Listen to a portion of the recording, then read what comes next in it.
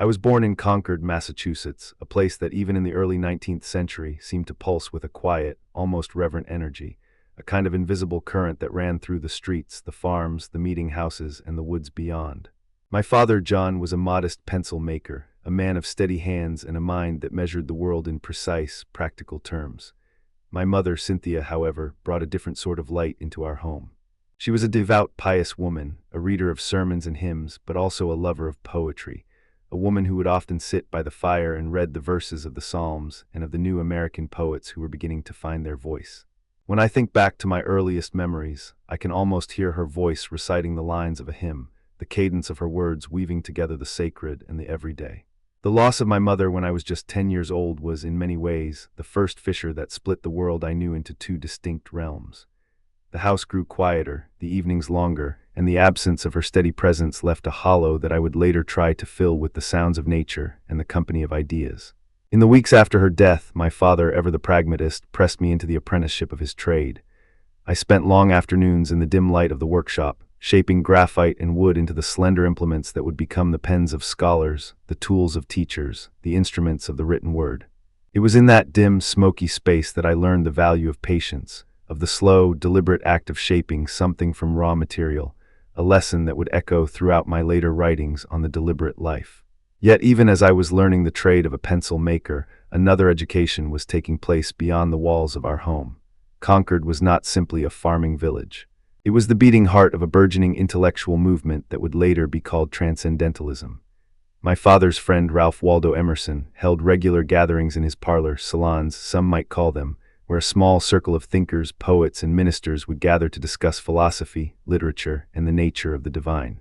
I was a boy of curiosity, and I would often sit at the edge of these meetings, listening as Emerson spoke of the soul's capacity to transcend the material world, of the idea that nature was a living, breathing text that could be read by any attentive mind. He would quote his own essay, Nature, saying, "The stars awaken a certain reverence because by them we are reminded of the great, the vast, the infinite."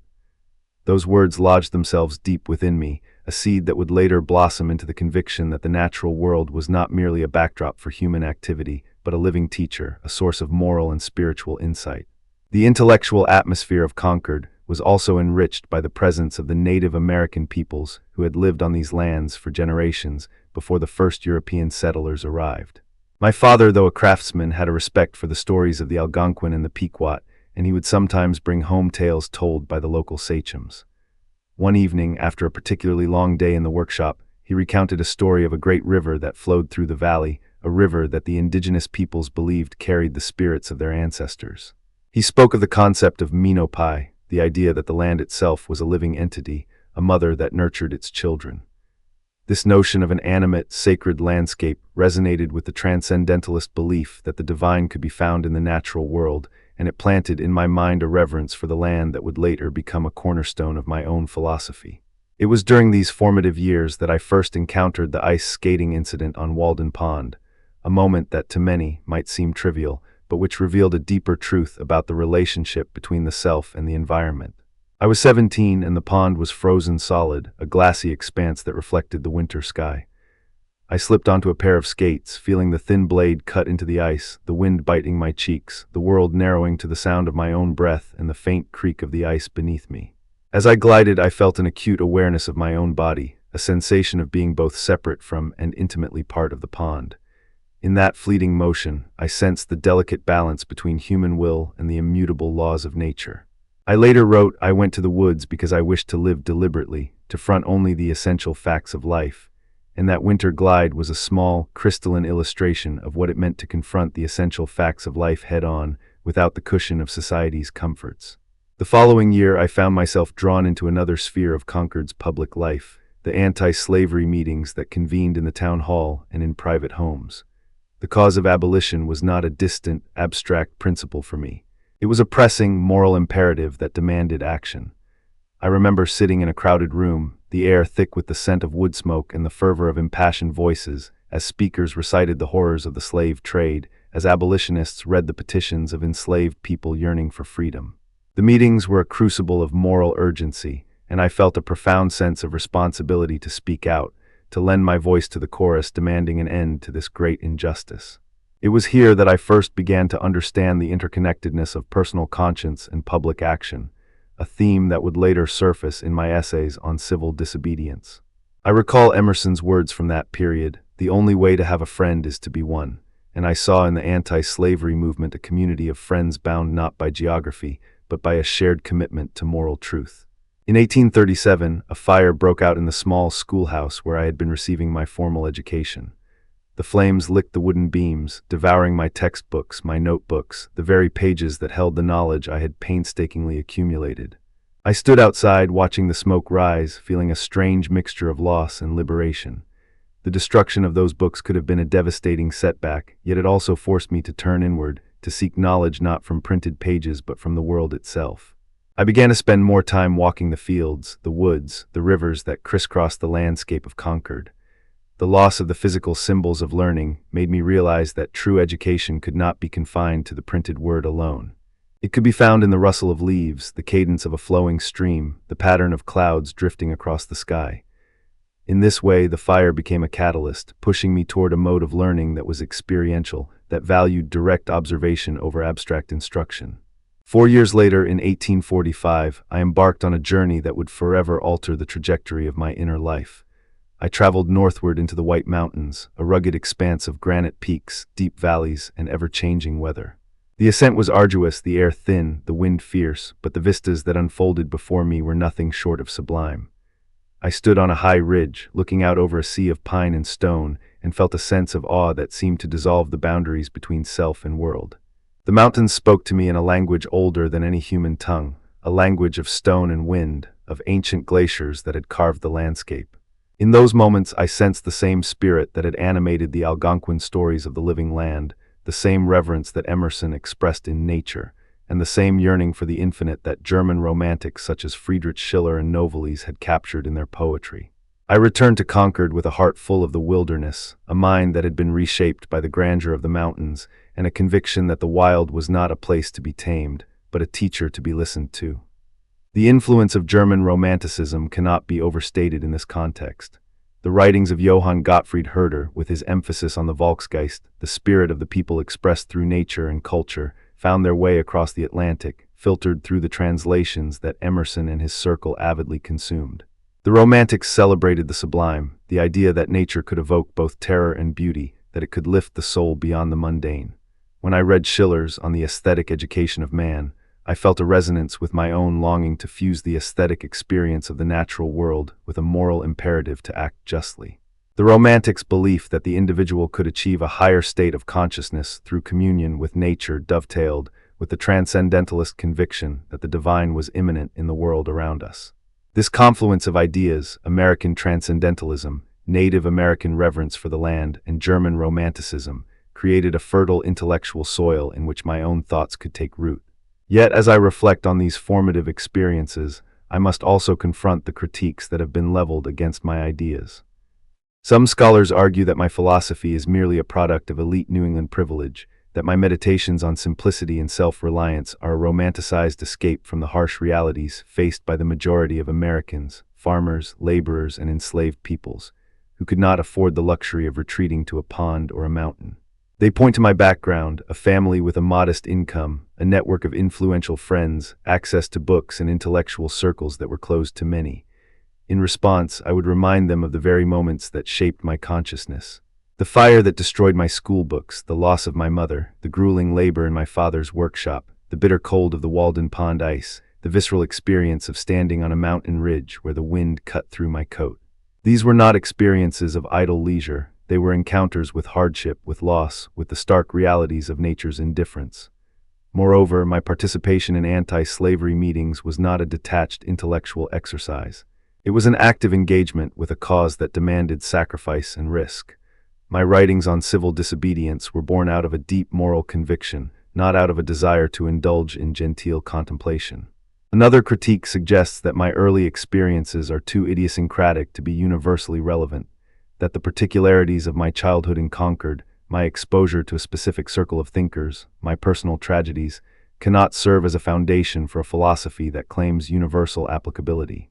To this, I would say that while the details of my life are indeed particular, the underlying principles they reveal, such as the necessity of direct experience, the moral imperative to act upon one's convictions, the reverence for the living earth, are not bound by geography or class. The story of the ice skating incident, for example, is not merely a personal anecdote. It illustrates a universal truth about the embodied awareness that arises when we move in harmony with the natural world. The anti-slavery meetings reflect a universal call to conscience, a reminder that each individual must decide whether to remain silent or to speak out against injustice. The fire that consumed my school books serves as a metaphor for the destruction of conventional knowledge, urging us to seek wisdom beyond the printed page. In this way, my particular experiences become entry points into broader, more universal reflections. When I consider the broader American frontier myth, the idea of the continent as a boundless, untamed expanse awaiting the brave and the industrious, I see both an opportunity and a cautionary tale. The myth has often been employed to justify the displacement of indigenous peoples, to glorify conquest, to paint the wilderness as a blank canvas for human ambition. Yet my own encounters with the land, informed by the Native American concept of a living, sacred earth, compel me to view the frontier not as a stage for domination, but as a space for dialogue, for humility, for learning. The White Mountains, for instance, were not merely a backdrop for personal triumph. They were a reminder that the natural world possesses its own agency, its own rhythms, that we must attune ourselves to rather than impose our will upon. In this sense, the frontier myth can be reinterpreted, not as a narrative of conquest, but as an invitation to engage responsibly with the wild, to recognize the limits of human control, to honor the interdependence of all living things. My mother's death, the apprenticeship in my father's workshop, the fire that consumed my books, the ice skating glide across Walden Pond, the anti-slavery meetings, the journey into the White Mountains, all these threads intertwined to form the tapestry of my early life.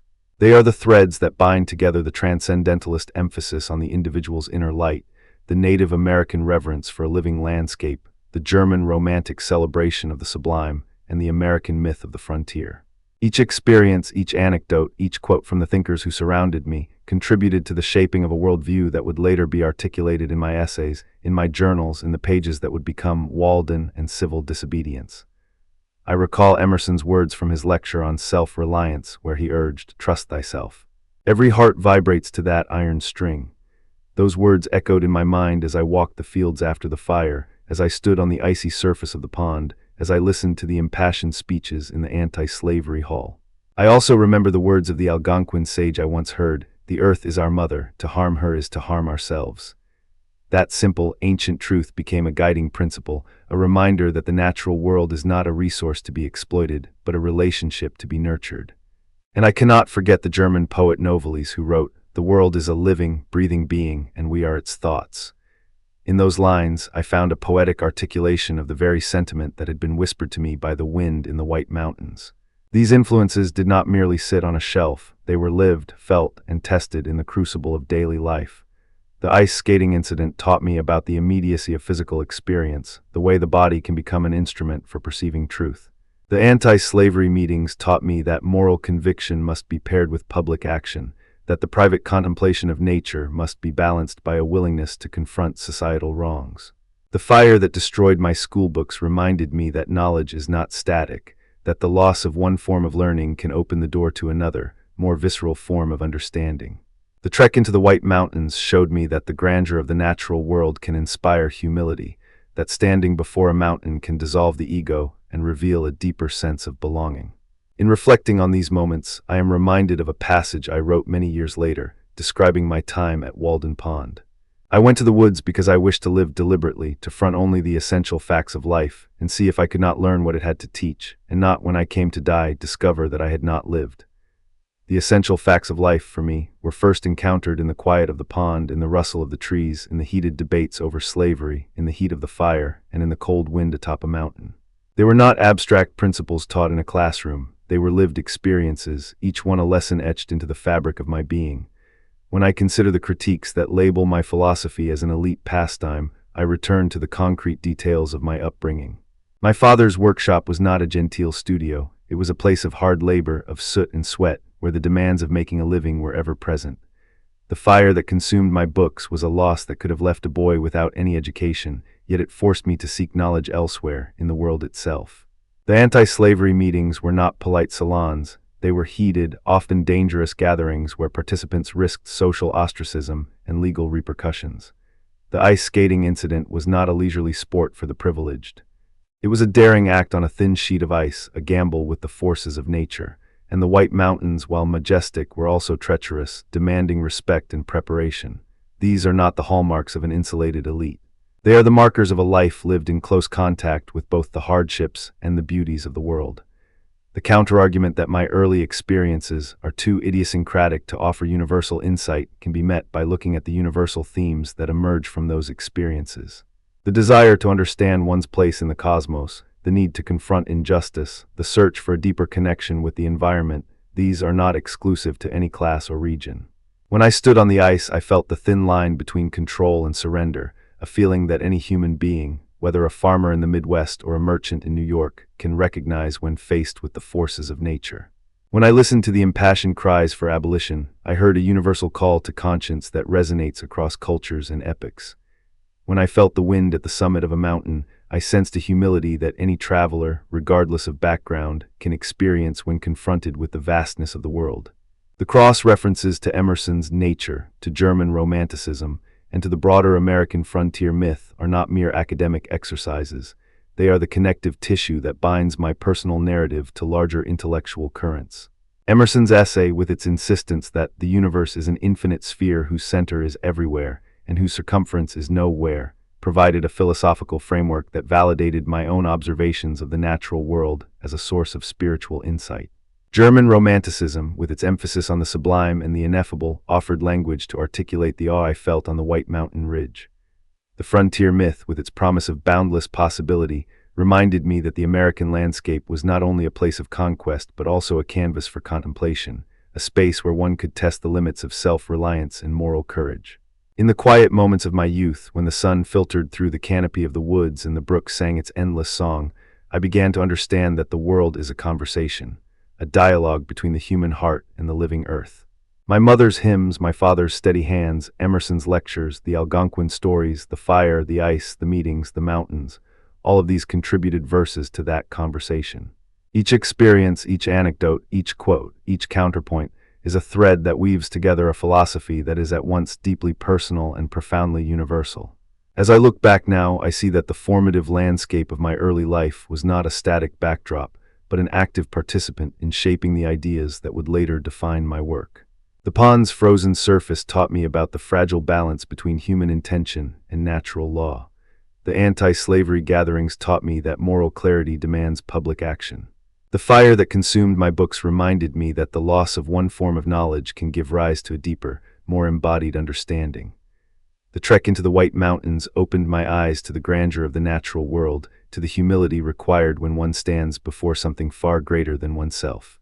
And the intellectual salons of Concord, the reverence for Native American philosophy, the influence of German Romantic thought, all of these provided the language and the conceptual scaffolding to articulate these lived truths.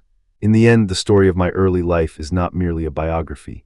It is a map of the terrain that shaped my thought, a terrain marked by loss and labor, by fire and ice, by meetings and mountains. It is a map that invites anyone who listens to trace their own path through the woods, to find their own ice skating moment, to confront their own fires, to stand upon their own summits, and to hear the whispers of the land that call us all toward a more deliberate, more compassionate way of being. The journey from a modest house in Concord to the lofty heights of philosophical reflection is a journey that begins with the simple act of paying attention, to the sounds of the wind, to the cries for justice, to the flicker of a flame, to the stillness of a frozen pond. It is a journey that I hope can inspire others to seek their own formative landscapes, to listen to the stories that shape them, and to turn those stories into a philosophy that serves not just the privileged few, but the whole of humanity. I arrived at Walden Pond in the spring of 1845 with a single purpose: to strip away the excess that had come to define my life, and to see what remained when the noise of the world fell away. As I walked the narrow path from the woods to the water's edge, the trees seemed to whisper a question that would become the spine of this experiment: what does it truly mean to live deliberately? The answer unfolded, chapter by chapter, in the pages of Walden, each one a step toward a deeper understanding of self-reliance, of the moral economy that binds us to nature, and of the quiet power of simplicity. In the first chapter, Economy, I set the stage with a ledger of my expenses, not to boast of thrift, but to expose the hidden costs of a life lived on autopilot. I wrote, "The cost of a man's life is the sum of the things he could have done, but did not." By itemizing the price of my cabin, my tools, even the beans I would plant, I wanted readers to confront the invisible debts they owed to society, debts measured not in dollars but in time, attention, and the erosion of the self. The act of building a cabin from pine boards felled by my own hands was not merely a construction project. It was a declaration that the means of my existence could be fashioned from the very earth that sustained me. When I placed the first beam into the ground, I felt the weight of centuries of human labor, and yet also the lightness of a life unburdened by the expectations of a market that rewards consumption over contemplation. The second chapter, Where I Lived and What I Lived For, deepened that inquiry. I asked, why should I be a slave to the clock that tells me when to work and when to rest? The answer lay in the rhythm of the pond itself. I described how the water rose and fell with the seasons, how the ice would seal the surface in winter, only to melt in spring and release a fresh breath of life. In that natural cadence, I found a template for human existence, a pattern of withdrawal, renewal, and purposeful action. The cabin, modest and unadorned, became a physical embodiment of that pattern, a shelter that rose, served, and could be dismantled without regret. I noted, I have lived not for the applause of the crowd, but for the quiet approval of the woods. It was an invitation to each listener to consider whether their own dwellings, whether literal homes or the mental constructs we carry, serve us, or merely serve the expectations of a society that equates worth with accumulation. Reading follows, a meditation on the books that line my shelves and the silence that fills the spaces between them. I argued that true learning is not the accumulation of titles, but the cultivation of an inner garden where ideas can take root. I quoted Emerson, "The only way to have a friend is to be one," and suggested that the most faithful companions are the trees that shade my cabin, the beans that climb my field, and the pond that reflects the sky. In this chapter, I also introduced the notion of a moral economy, a system where value is measured not by profit, but by the health of relationships, both human and non-human. The beans, for instance, were not merely food. They were a contract with the soil, a promise that I would give back more than I took. When we reach sounds, the narrative shifts to an auditory landscape that underscores the philosophical points made earlier. The chorus of birds at dawn, the rustle of leaves, the distant hammer of a blacksmith in Concord, each sound is a reminder that we are participants in a larger symphony. I asked, do we listen or do we merely hear? The answer, I suggested, lies in the way we respond. When the wind carried the scent of pine needles into my cabin, I felt a kinship with the forest that transcended language. In that moment, the economy of nature revealed itself. The wind, the trees, the water all exchange energy without a ledger, without a price tag. The lesson was clear. If we could learn to hear the subtle transactions of the natural world, we might begin to redesign our own economies on similar principles of reciprocity. In solitude, I confronted a fear that haunts many who seek simplicity, the terror of being alone. I wrote, I never found a companion that was so companionable as solitude. The cabin, isolated on the edge of the pond, became a laboratory for exploring the inner life. I discovered that solitude is not emptiness, but a fertile ground where the mind can turn inward, examine its own motives, and like a bean sprout breaking through soil, find its own direction. The solitude of Walden was not an escape from society, as some critics later claimed, but a deliberate turning toward the self, a practice of self-reliance that does not reject community but refines it. Visitors brings a series of encounters that illustrate how the experiment intersected with the world beyond the woods. Each visitor, whether a fisherman, a schoolteacher, or a curious child, served as a mirror, reflecting back the questions I had asked of myself. Their presence reminded me that even in deliberate isolation, we remain part of a larger web. I noted, the most I could do for my neighbor was to be a quiet, unassuming presence, a reminder that there is another way to live. These interactions underscored the moral economy again. We give not through grand gestures, but through the consistent, quiet example of a life lived in alignment with nature's principles. The bean field is perhaps the most concrete illustration of my critique of consumerism. I planted 3 acres of beans, not because I needed them for sustenance alone, but because I wanted to test the limits of self-sufficiency. I described the painstaking process of turning the soil, sowing the seeds, and tending the plants through rain, frost, and the occasional marauding deer. When the beans finally ripened, I harvested them, counted them, and reflected on the modest profit they yielded. I wrote, the bean field is a symbol of the possibility that a man may live by his own labor, without the endless chain of purchase and sale. In that moment, the bean field became a manifesto. If a single person can produce enough food for his own needs, The endless consumption that fuels modern economies appears not only unnecessary, but morally suspect. The village offers a contrast, a glimpse into the bustling world of Concord, where shops, factories, and churches pulse with activity. I walked the streets, observed the hurried pace, and compared it to the measured tempo of the pond. I noted the village is a place of exchange, but also of exchange that often leaves the soul poorer. Yet I also recognized the interdependence between the village and the woods. The town provided tools, news, and occasional companionship, while the woods supplied wood, water, and a sanctuary. This mutual dependence reinforced the notion that a moral economy must honor both the market and the meadow, the ledger and the leaf. The pond in winter is perhaps the most evocative chapter, where the frozen surface mirrors the interior stillness of the mind. I described the ice as a barrier that both separates and connects, separating the world of water from the world of air, yet allowing the fish to glide beneath, unseen but alive. The seasonal cycles of the pond, its thaw, its bloom, its decay, became a metaphor for spiritual renewal. I asked, if the pond can endure a winter of silence and emerge refreshed, can we not do the same with our own inner winters? The answer, I argued, lies in embracing impermanence, a concept that resonates deeply with Buddhist philosophy.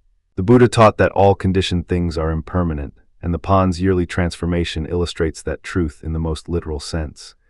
The ice melting in spring is a reminder that every ending carries the seed of a new beginning. In spring, the pond awakens, the reeds push through the water, and the first crocuses break through the mud. I described the chorus of frogs, the return of migratory birds, and the surge of life that follows the thaw. This rebirth is not merely a natural event, it is a call to action for those who would live deliberately. I wrote, the spring is a promise that the world will always renew itself if only we give it the space to do so. The lesson here is that renewal requires both patience and participation, an acknowledgement that we are co-creators with nature, not merely observers. The final chapters, conclusion, and the higher law, synthesize the earlier observations into a broader ethical framework. I argued that the moral economy of nature demands a higher law, one that places the well-being of the whole above the profit of the few. I quoted the ancient Greek philosopher Heraclitus, "No man ever steps in the same river twice," to emphasize that change is constant and that our systems must be adaptable, resilient, and rooted in respect for the natural world. Now let us pause and consider two pivotal historical moments that shaped both my personal journey and the public reception of Walden. The first is the fire of 1849, a night when a stray spark from a nearby campfire leapt onto the roof of my cabin. The flames rose quickly, licking the pine walls, and within an hour the structure that had sheltered my experiments was reduced to ash. I stood, barefoot in the cold, watching the smoke curl into the night sky, and felt a profound sense of loss, not just of wood and glass, but of the tangible proof of my experiment. Yet even in that destruction there was a lesson, the impermanence of material constructs. I wrote later, the fire has shown me that the only permanent thing is the desire to live deliberately. The cabin was rebuilt, but the memory of its destruction remained a reminder that even the most carefully constructed shelters are vulnerable to forces beyond our control. The second historical anecdote concerns the public's reaction to the publication of Walden in 1854. When the book first appeared, it was met with a mixture of curiosity, admiration, and sharp criticism. Some praised its lyrical prose and moral clarity, others dismissed it as the ramblings of a recluse. A notable review in the Atlantic Monthly called the work a romanticized account of a man's folly, suggesting that I had retreated into the woods to avoid the responsibilities of civic life. Yet there were also letters from readers who wrote, "Your pages have awakened in me a longing for simplicity that I thought was lost forever." The polarized reception highlighted a central tension that persists to this day. The clash between a culture of consumption and a yearning for a more intentional existence. Contemporary critics of my experiment, people like the industrialist William Henry Channing, argued that my retreat was escapist, that I had abandoned the social contract by withdrawing into the woods. They asked, how can one improve society by hiding from it? Their point was not without merit. A life lived in isolation cannot directly address the injustices of a rapidly industrializing nation. Yet I responded not in a polemic, but in a quiet affirmation. If I cannot change the world by standing within it, perhaps I can change it by standing apart, by offering a different model. A living example that others might choose to emulate. The counterargument rests on the belief that personal transformation precedes societal transformation, a belief that finds echo in the work of later thinkers like Mahatma Gandhi, who also used personal practice as a catalyst for broader change. Modern environmental skeptics raise a different set of objections. In an age of climate crisis, some argue that Thoreau's minimalist model is romantic nostalgia, impractical for a world that now requires large-scale systemic change. They ask, can a single cabin and a bean field truly address the carbon emissions of global industry? The critique is valid in that Walden was never intended as a comprehensive policy proposal. Yet the underlying principle, living within ecological limits, recognizing the moral economy of nature, remains profoundly relevant. Deep ecology, a movement that emerged in the 1970s, builds upon precisely this insight, asserting that all life has intrinsic value, independent of its utility to humans. The deep ecologist Arne Nies wrote, "A flourishing human life is a life in harmony with the non-human world." In that sense, my experiment prefigured a worldview that today informs climate activism, sustainable design, and regenerative agriculture. When we compare Thoreau's insights with Buddhist notions of impermanence, the resonance is striking. Buddhism teaches that attachment to material possessions creates suffering, and that liberation comes from recognizing the fleeting nature of all phenomena. The pond's seasonal cycles, the inevitable decay of the cabin, the fleeting bloom of the bean flowers, all serve as living koans, invitations to see beyond the illusion of permanence.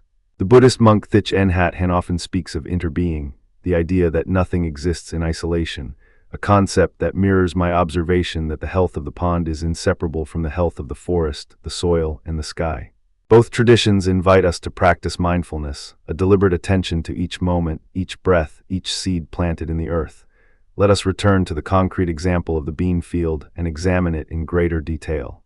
I began by selecting a modest plot of 3 acres, a size that could be tended by a single pair of hands without the need for hired labor. I cleared the land with a hand axe, a scythe, and sheer determination, turning over the soil to aerate it.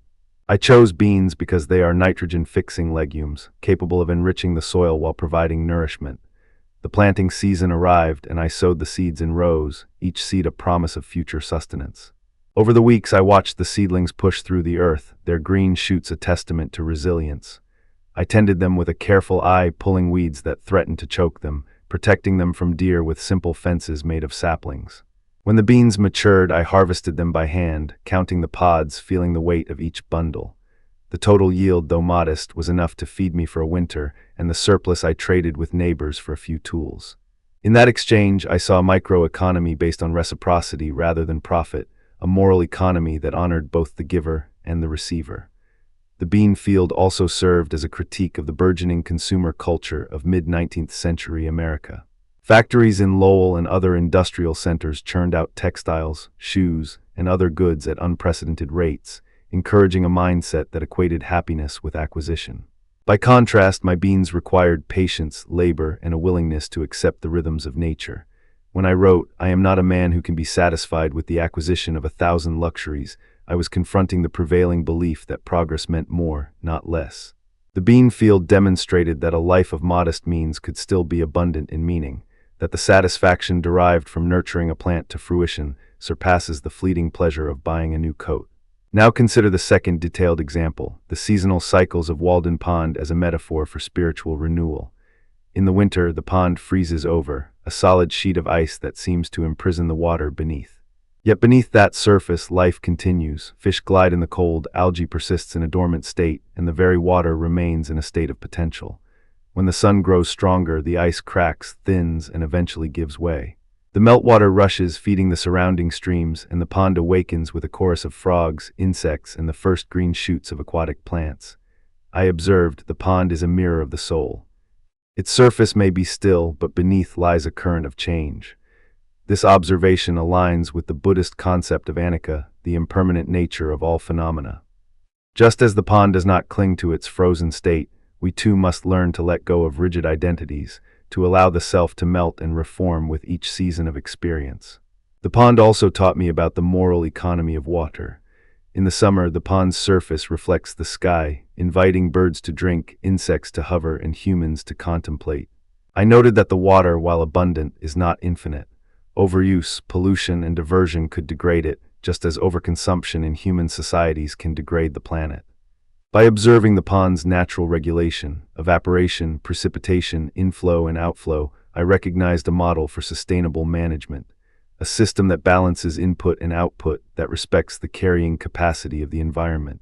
Modern environmentalists echo this insight.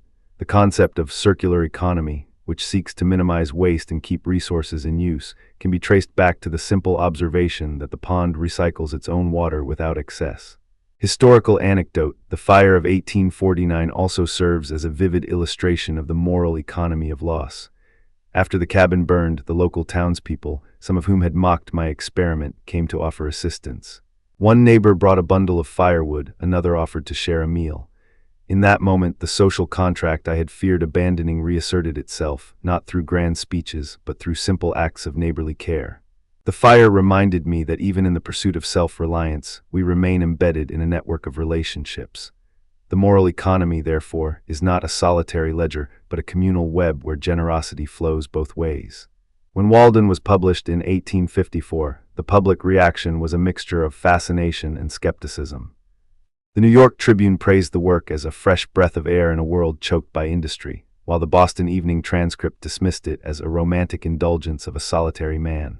Yet among the readers were individuals like Margaret Fuller, who wrote to me that my reflections had stirred a deep longing for a life more attuned to the earth. The divergent responses underscore a timeless tension. The allure of simplicity versus the comfort of abundance.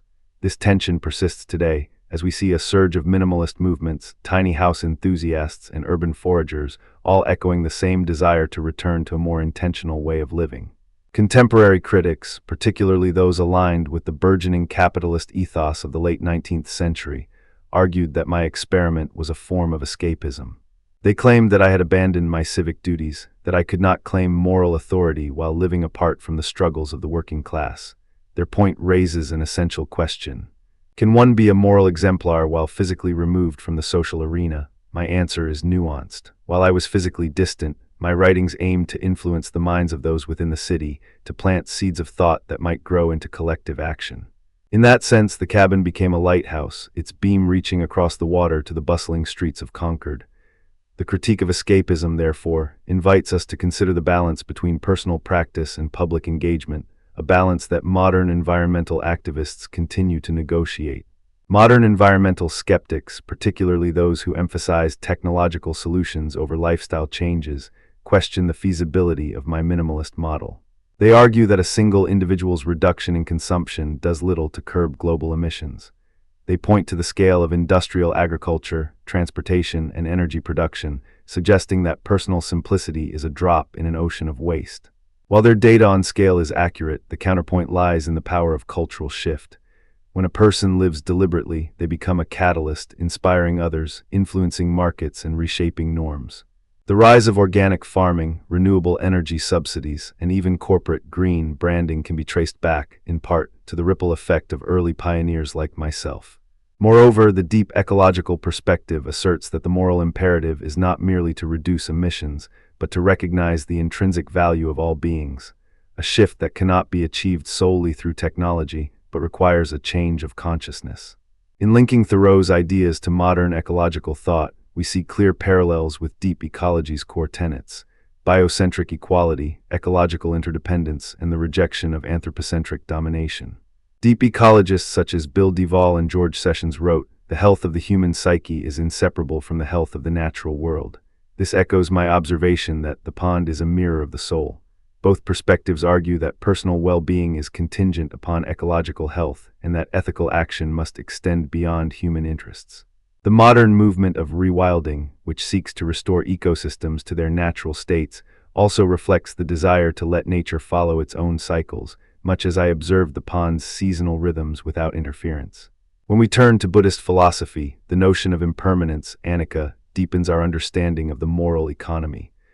The Buddha taught that clinging to material forms leads to suffering, and that liberation arises from seeing the transitory nature of all phenomena. My experience of the cabin's destruction, the pond's freeze, and the bean field's harvest each illustrate this truth. The fire that consumed my cabin was not a tragedy alone. It was a reminder that no structure, no matter how carefully built, can escape change. The beans, once sprouted, must eventually die, returning nutrients to the soil. The pond, frozen one season, flows the next.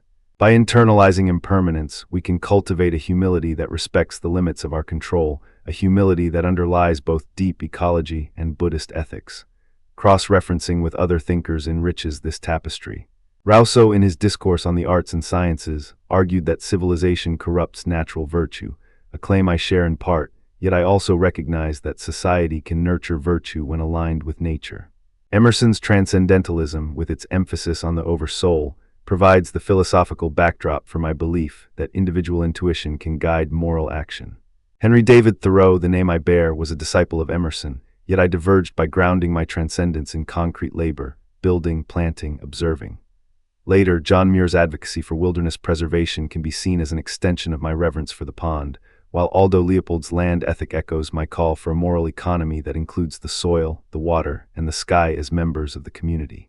To bring these ideas into the present, imagine a modern city dweller who, inspired by Walden, chooses to install a rooftop garden, reduces their carbon footprint, and participates in a local food cooperative.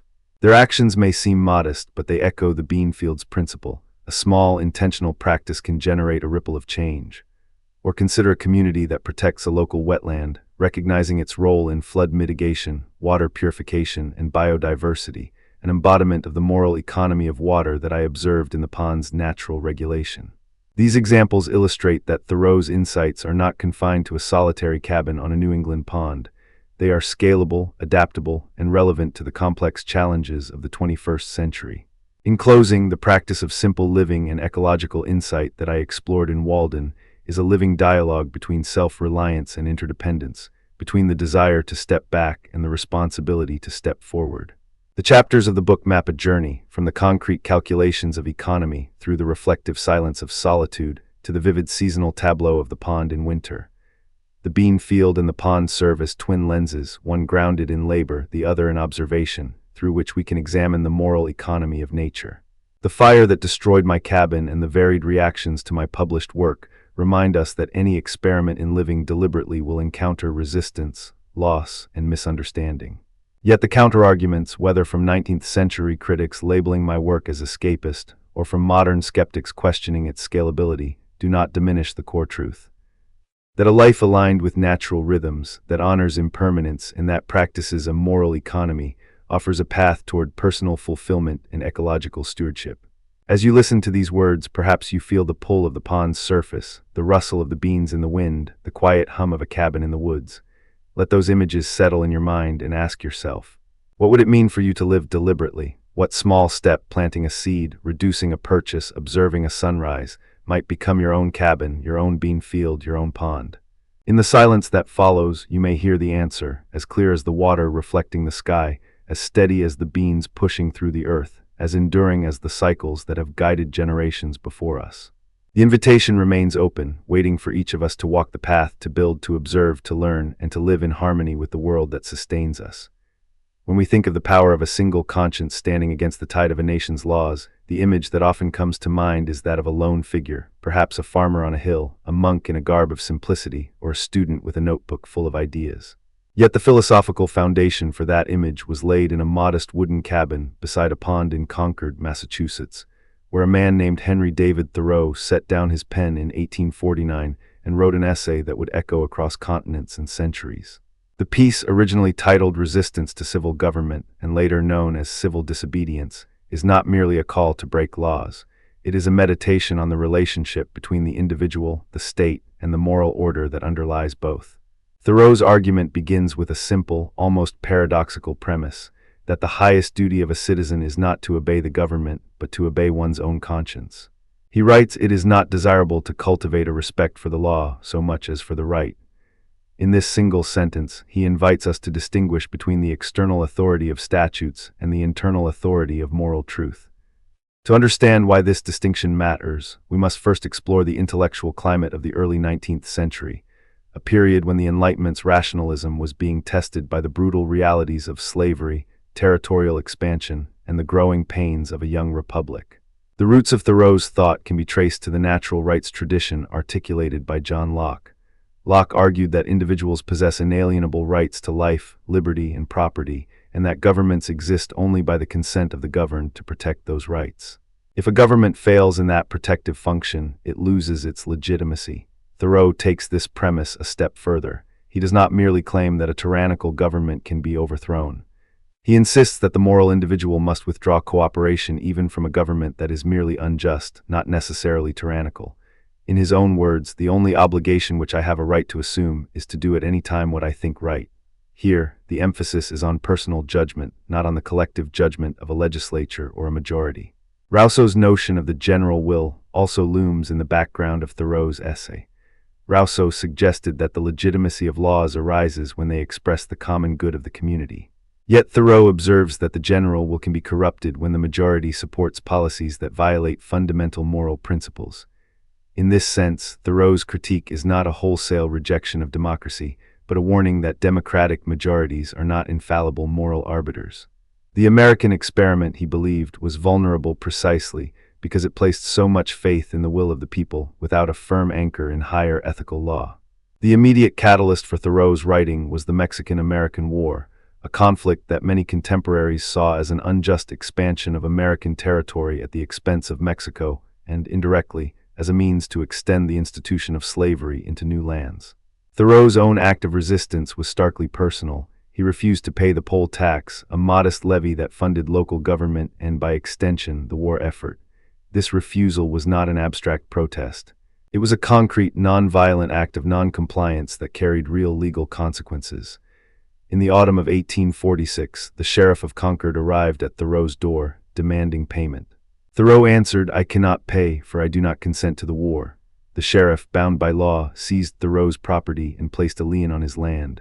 The trial that followed in the Concord courthouse is one of the most vivid historical anecdotes that illustrates Thoreau's philosophy in action. The courtroom was a modest wooden structure, the walls echoing with the rustle of papers and the murmurs of townspeople who had gathered out of curiosity. Thoreau stood before the judge, not with a legal defense, but with a moral one. He declared, "If the government requires me to be the agent of injustice, I will not be the agent." The judge, a man of the law but also a neighbor, responded with a mixture of bemusement and irritation, asking why Thoreau would jeopardize his own livelihood. Thoreau's reply was calm, almost serene. "I am not concerned for the loss of my property, but for the loss of my conscience." The judge sentenced him to a fine, but the penalty was largely symbolic. The deeper consequence was the public demonstration that an individual could, by refusing to cooperate, challenge the moral legitimacy of a law. Thoreau's act did not end with a single courtroom episode. The essay itself, first published in an abolitionist newspaper, spread through the networks of reformers, transcendentalists, and early civil rights activists. Its influence would be felt most dramatically in two distinct historical moments: the Indian independence movement under Mahatma Gandhi and the American civil rights movement of the mid-20th century. Both leaders drew directly from Thoreau's articulation of non-violent resistance, adapting his ideas to very different cultural and political contexts. Gandhi's concept of satyagraha, literally truth force or soul force, was a living embodiment of Thoreau's principle that the moral power of the individual can confront an oppressive system without resorting to violence. In 1908, while reading a collection of essays on American abolitionists, Gandhi encountered Thoreau's words. "If the law is unjust, a man has a right not only to refuse obedience, but to refuse to be a part of the law's enforcement." Gandhi wrote in his autobiography, "The spirit of Thoreau's protest was a great influence upon my own thinking, for it taught me that the law, when it is in conflict with conscience, is a thing to be resisted." Gandhi's own experiments with non-cooperation, whether refusing to pay taxes, boycotting British cloth, or leading mass marches, echoed the same simple act Thoreau performed on his Concord doorstep: a refusal to lend one's labor, one's money, one's presence to an unjust enterprise. Across the Atlantic, in the United States, the civil rights movement of the 1950s and 1960s found in Thoreau a philosophical ancestor for its own strategies of nonviolent protest. Martin Luther King Jr., a minister deeply versed in both the Bible and the Western philosophical tradition, quoted Thoreau in his famous Letter from Birmingham Jail. King wrote, "One has not only a legal but a moral responsibility to obey just laws. Conversely, one has a moral responsibility to disobey unjust laws." He went on to reference Thoreau's refusal to pay the poll tax, noting that the same principle that led Thoreau to refuse his tax is the principle that makes it possible for a man to become a conscientious objector. King's own decision to lead sit-ins at segregated lunch counters, to march without a permit, And to accept imprisonment for the cause of racial justice was a direct application of Thoreau's insistence that the only way to deal with an unjust law is to refuse to be a part of it. These two examples, Gandhi's Satyagraha and King's civil disobedience, show how Thoreau's ideas migrated beyond the confines of New England to become a global language of moral resistance. Yet the journey of his essay did not end with those iconic figures. In the immediate aftermath of the American Civil War, during the 1860s, Thoreau's essay was reinterpreted by a new generation of reformers who saw in his words a justification for Reconstruction policies and later for the push toward women's suffrage. The post-war period was marked by intense debates over the meaning of liberty in a nation that had just abolished slavery but was still grappling with the rights of formerly enslaved people. Activists such as Frances Ellen Watkins Harper and Sojourner Truth cited Thoreau's insistence that the mass of men serve the state, not the state the mass of men, to argue that the state must be reshaped to serve the moral aspirations of all its citizens.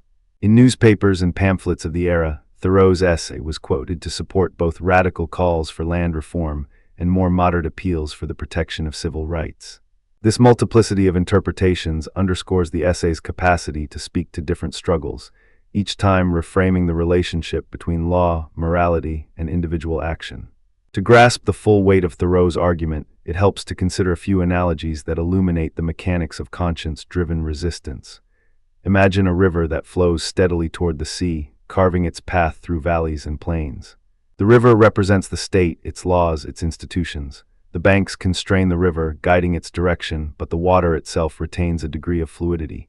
An individual conscience, in Thoreau's view, is like a stone placed in that river. If the stone is small, the water simply flows around it, leaving the larger current unchanged. However, if the stone is placed strategically, say at a narrow gorge, the water is forced to slow, to swirl, perhaps even to change course. The stone does not stop the river, but it compels the river to acknowledge its presence. In the same way, civil disobedience does not aim to overthrow the entire system in an instant.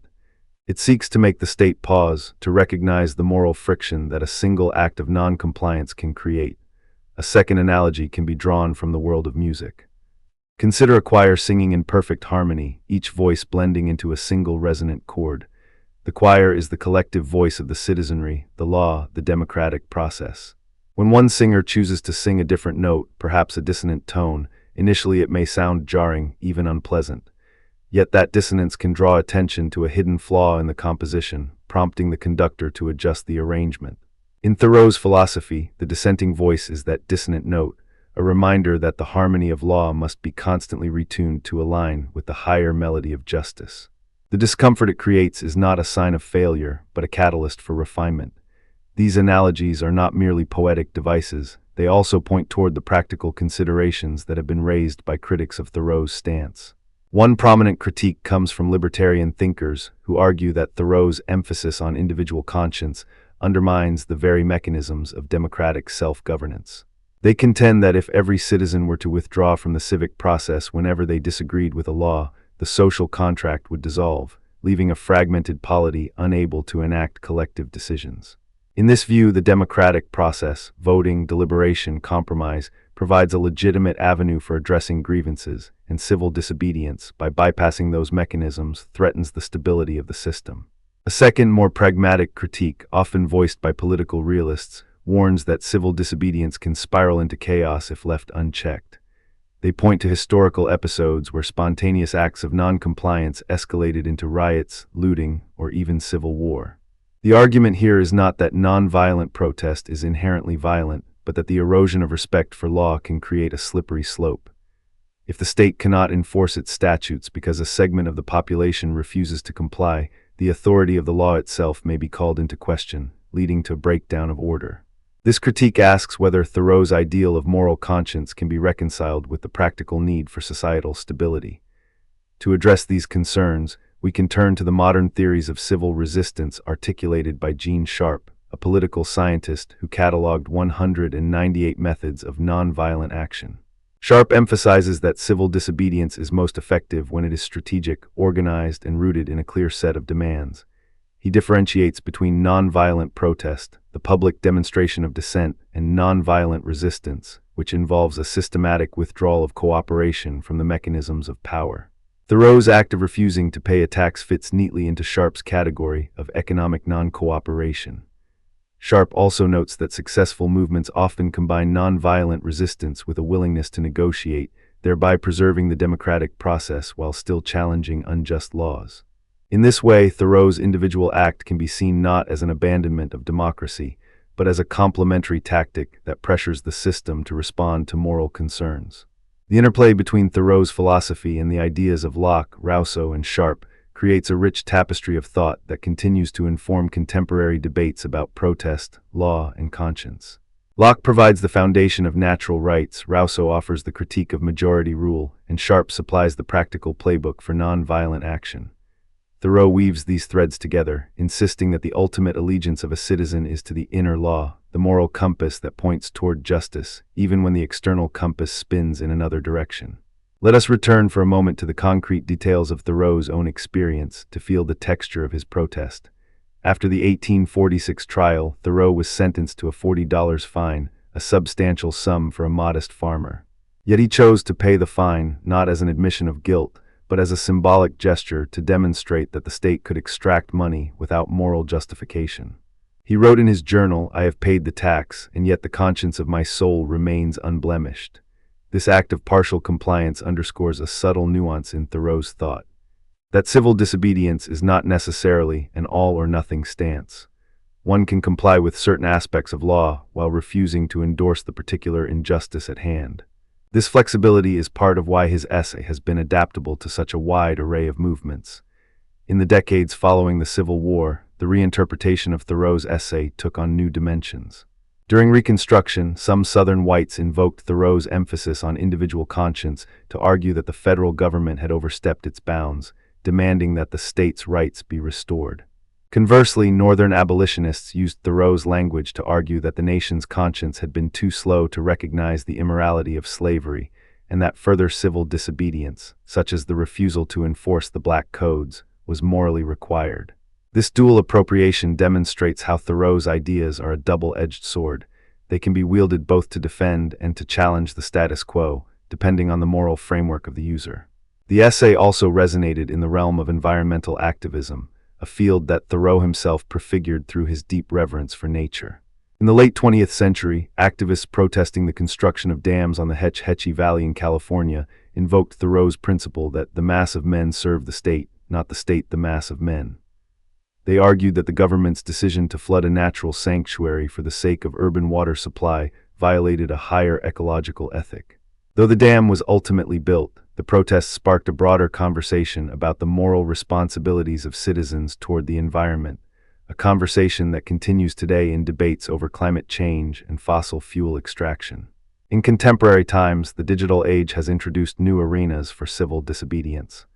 Whistleblowers, for instance, embody Thoreau's notion of refusing to be an agent of injustice. Edward Snowden's decision to leak classified documents about mass surveillance can be read through the lens of Thoreau's essay. He believed that the government is best which governs least, and that the secrecy of the state had become an instrument of oppression. Critics, however, argue that Snowden's actions jeopardized national security, echoing the libertarian critique that individual conscience, when acted upon unilaterally, can have unintended harmful consequences. Yet supporters claim that his disclosures forced a public reckoning with the balance between security and liberty, precisely the kind of moral wake-up call Thoreau envisioned. To understand the lasting relevance of Thoreau's essay, we must consider how it functions not only as a philosophical treatise, but also as a practical guide for moral agency. The essay's structure is deliberately simple. A series of reflections, a personal anecdote, a logical argument, and a call to action. This simplicity makes it accessible, allowing individuals from diverse backgrounds to appropriate its message. The language is vivid yet unpretentious. Under a government which imprisons any unjustly, the true place for a just man is also a prison.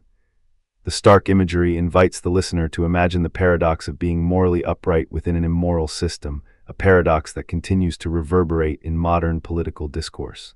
When we examine the essay's central claim that unjust laws exist, shall we be content to obey them or shall we resist? We see a timeless dilemma. The phrase unjust laws is not defined by Thoreau in a legalistic sense, but rather by a moral litmus test. Does the law uphold the rights inherent to human beings, as Locke would argue, or does it subvert the common good, as Rousseau warns? The answer, according to Thoreau, is that each individual must engage in a process of moral introspection, weighing the law against an inner sense of right and wrong. This process, he suggests, is the true test of citizenship. The notion of non-violent non-compliance is crucial. Thoreau does not advocate for violent overthrow. He insists that the power of conscience is sufficient to break the chain. He writes, "If the government is unjust, the citizen is bound to resist it, but not with weapons of war." The emphasis on nonviolence aligns with Gandhi's later articulation of satyagraha and King's adoption of nonviolent direct action. Both leaders recognized that violence would erode the moral high ground that gives civil disobedience its persuasive power. By refusing to employ violence, the protester forces the oppressor to confront the moral inconsistency of the law without the distraction of bloodshed. Yet the question remains, can nonviolent noncompliance be effective in the face of an authoritarian regime that does not care for moral arguments? Gene Sharp's research suggests that the answer lies in the strategic withdrawal of cooperation. He identifies three pillars that sustain a state: the loyalty of the bureaucracy, the support of the armed forces, and the acquiescence of the populace. If a significant portion of the population refuses to provide the resources, taxes, labor, compliance that the regime depends upon, the pillars begin to crumble. Thoreau's refusal to pay the poll tax was a micro-example of this principle. While his individual act did not topple the government, it contributed to a broader culture of dissent that, over time, weakened the legitimacy of the war effort. In the modern context, we see similar tactics in the form of tax resistance movements against nuclear weapons, the boycotts of products made through exploitative labor, and the refusal to comply with surveillance mandates. Each of these actions echoes Thoreau's core belief that the only thing necessary for the triumph of evil is for good men to do nothing. By taking even small steps of non-cooperation, individuals collectively generate pressure that can lead to policy change. The success of the Montgomery bus boycott, for instance, relied on African Americans refusing to ride the buses, thereby withdrawing a crucial source of revenue from the transit system. The boycott's effectiveness was not merely symbolic. It forced the city's administration to confront the economic reality of the protest. Let us also consider the role of conscience in contemporary debates about vaccination mandates. Some argue that compulsory vaccination policies infringe upon personal liberty, while others point to the collective health benefits. If we apply Thoreau's framework, the question becomes whether the law aligns with a higher moral principle, namely, the preservation of life. In this case, many would argue that the law does serve a moral good, and thus conscientious objection may be morally questionable. This illustrates that Thoreau's principle is not a blanket endorsement of all forms of civil disobedience, but a call to evaluate each law against an ethical yardstick. The responsibility lies with the individual to engage in rigorous moral reasoning, rather than to accept authority unquestioningly. The essay also contains a powerful critique of materialism and the machine of government. Thoreau writes, "The machine of government is of such a nature that it requires you to be the agent of injustice." He uses the metaphor of a machine to suggest that bureaucratic systems can become self-perpetuating, producing outcomes that diverge from their original purpose. This critique resonates with modern concerns about the growing influence of corporations in politics, where the machine now includes lobbyists, campaign finance, and regulatory capture.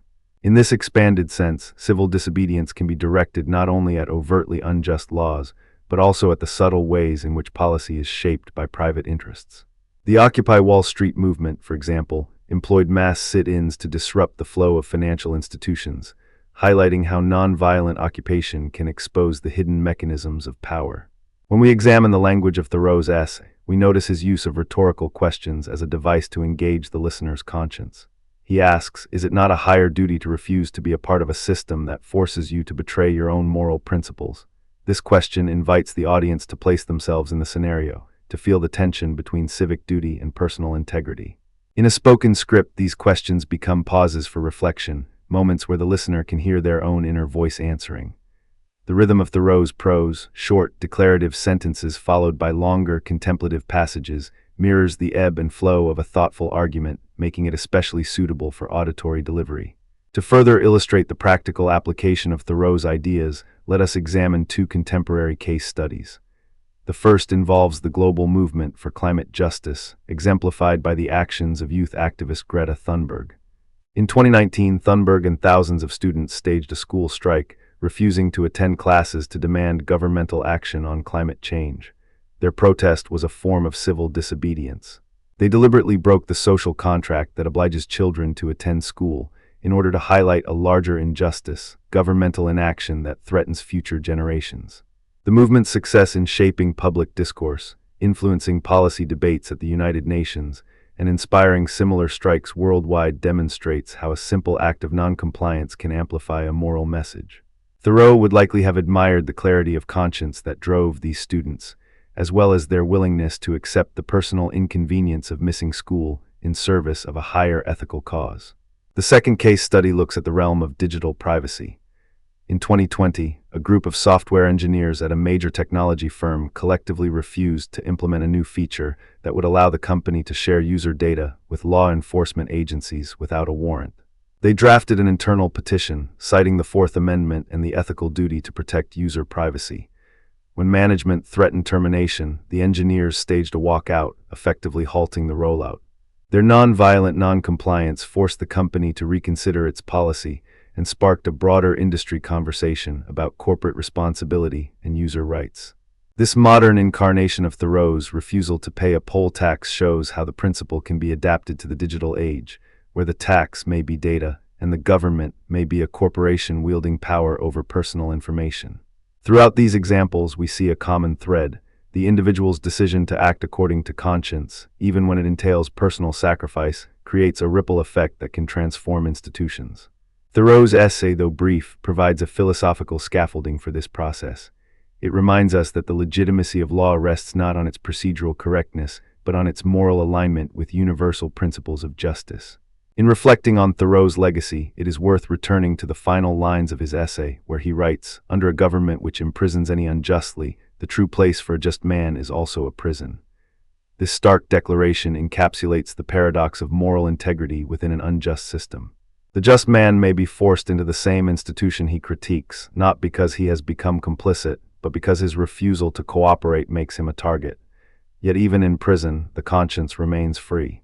The image of the prisoner who continues to think, to write, to resist mentally, underscores Thoreau's belief that the inner realm of thought is inviolable. The tension between the individual's moral duty and the collective mechanisms of governance continues to shape political discourse today. Debates over voting rights, immigration policy, and public health measures all invoke questions about the limits of obedience. Thoreau's essay invites each generation to ask, when does compliance become complicity? When does dissent become a civic responsibility? The answers are never static. They evolve as societies confront new moral challenges. In sum, Henry David Thoreau's Civil Disobedience offers a profound meditation on the power of individual conscience to confront unjust laws through nonviolent noncompliance. Its origins lie in a personal protest against a poll tax that funded a war and upheld slavery, an act that led to a courtroom confrontation in Concord in 1846.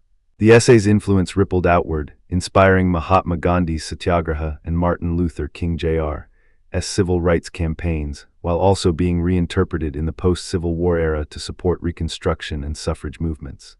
Counterarguments arise from libertarian concerns about the erosion of democratic processes and from pragmatic worries about social chaos. Yet modern theorists like Gene Sharp demonstrate that strategic, organized, nonviolent resistance can preserve order while challenging injustice.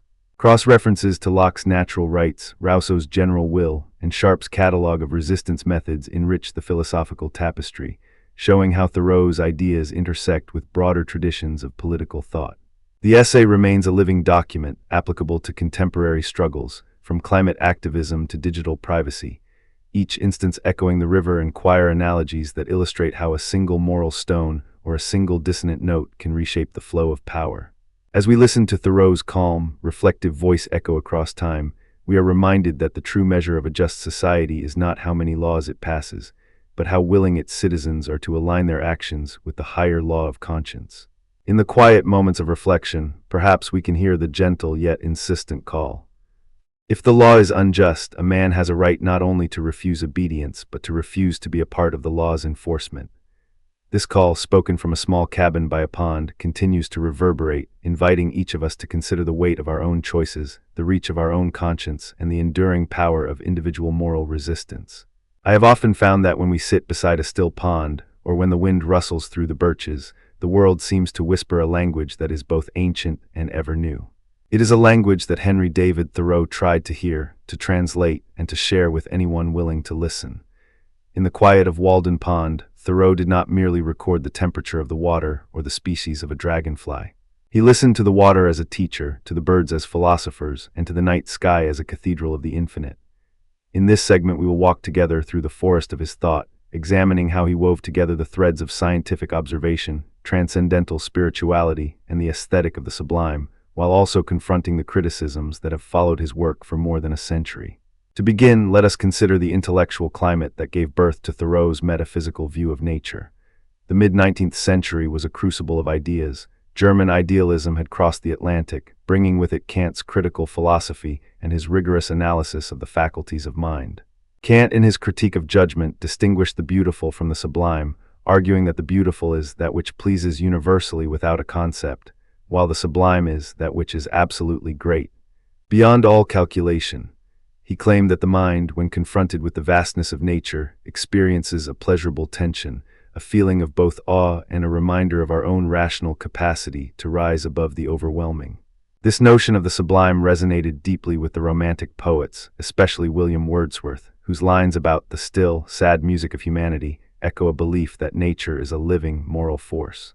Transcendentalism, the American movement that gathered around Ralph Waldo Emerson and his circle, took these European currents and recast them in the language of the New World. Emerson's essay Nature proclaimed that the stars awaken a certain reverence and that the universe is a living organism. He urged individuals to trust their own inner light, to become transparent eyeballs, seeing without being seen, absorbing the universe into themselves. Thoreau, Emerson's younger protege, inherited this call, but he added a distinctive flavor, a meticulous, almost scientific eye for detail. He did not merely assert that nature is a mirror of the soul. He measured the temperature of the pond, he catalogued the species of moss, he timed the call of a loon, and then he wove those observations into a larger metaphysical tapestry. Consider first the loon, that haunting bird whose call drifts across the frozen surface of Walden Pond in winter. Thoreau writes in his journal, "The loon's call is a solitary note, a note that seems to rise from the very heart of the water, a note that bears the echo of some ancient, ineffable truth."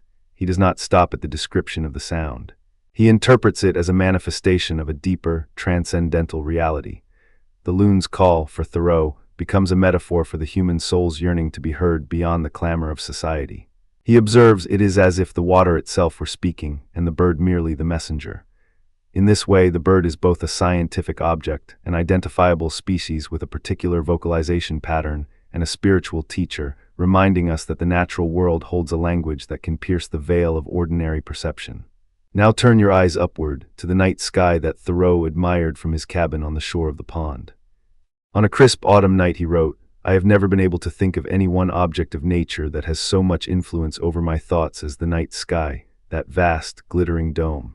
That seems to contain within it the whole of eternity." He describes the constellations not merely as points of light, but as the great, silent syllables of the universe's own poem. He blends astronomy with existential wonder, noting the precise positions of the planets while simultaneously feeling the sublime tremor that arises when the mind confronts the infinite. In Thoreau's view, the night sky is a laboratory for the soul, where empirical data, star charts, planetary motions, coexist with the awe that Kant called the mathematical sublime. The sky becomes a mirror that reflects both the laws of physics and the boundless capacity of human imagination. These two examples illustrate Thoreau's method. He begins with a concrete observation, then lifts it into a realm of symbolic meaning. He does not abandon the data, rather, he lets it inform his metaphysical insight. This approach is evident in the way he recorded the 1851 solar eclipse. On August 12th of that year, Thoreau, armed with a telescope borrowed from the local academy, positioned himself on the hill overlooking the pond. He noted the exact time of first contact, the temperature drop, the sudden hush that fell over the birds. In his journal he wrote, "The eclipse is a curtain drawn across the sun, a brief, solemn darkness that makes the world hold its breath, and in that breath I hear the voice of the divine whispering that all things are temporary. All light is subject to shadow." He describes the event with the precision of an astronomer, recording the duration of totality as 2 minutes and 27 seconds, yet he also interprets the eclipse as a spiritual lesson about impermanence and the hidden order of the cosmos. Another anecdote that reveals Thoreau's intertwining of science and spirituality is his 1860 correspondence with the botanist Gray. Gray, a preeminent scientist of his day, was a friend of Emerson and a fellow advocate for the compatibility of science and religion. In a letter dated April 14th, Gray wrote to Thoreau, "Your observations of the pond's flora are most exact, and yet you speak of them with a reverence that borders on the sacred." Thoreau replied, "I have always believed that the plant, in its silent growth, teaches us the patience of the soul. The way a fern unfurls its fronds is a lesson in the unfolding of consciousness itself." He goes on to ask Gray whether he has ever felt the presence of a higher order when studying a moss under a microscope. Gray's response was measured, "Your poetic sensibility enriches the data, but I must caution that the natural world, as we know it, obeys laws that are indifferent to our moral aspirations." This exchange encapsulates the tension that has animated the reception of Thoreau's work. The admiration for his lyrical integration of science and the concern that his spiritual readings may overstep the bounds of empirical rigor. Let us now examine the core of Thoreau's argument. That nature functions as a metaphorical conduit, a transparent medium through which the human spirit can perceive universal truths. He famously declares, "I went to the woods because I wished to live deliberately, to front only the essential facts of life and see if I could not learn what it had to teach, and not, when I came to die, discover that I had not lived." The word deliberately is crucial. Thoreau is not simply escaping society, he is engaging in an experiment, a controlled observation of existence itself. The transparent eyeball metaphor, borrowed from Emerson, becomes for Thoreau a practical method. By shedding ego, by becoming a receptacle for the world's signals, one can perceive the great, immutable laws that bind the physical and the spiritual. He writes, "I am no longer a man but a leaf in the wind, a mote of dust in the sun's beam, a note in the loon's song." The metaphor extends beyond poetry. It is an epistemological stance. Knowledge, for Thoreau, is not only derived from reason or sense data, but also from an attunement to the subtle resonances that nature offers. In this regard, Thoreau's philosophy dovetails with Kant's aesthetics. Kant argued that the experience of the sublime arises when the imagination is overwhelmed by the magnitude of an object, yet reason steps in to assert mastery over the feeling. Thoreau's night sky contemplation mirrors this process. The sheer vastness of the cosmos overwhelms the senses, but his rational mind, trained in observation, parses the constellations, calculates the motions of the planets, and thereby reasserts a sense of order. The sublime, then, is not a rejection of reason but a partnership. The mind acknowledges its limits while also recognizing its capacity to transcend them. Similarly, Wordsworth's intimations of immortality suggest that childhood memories of nature awaken a sense of the eternal.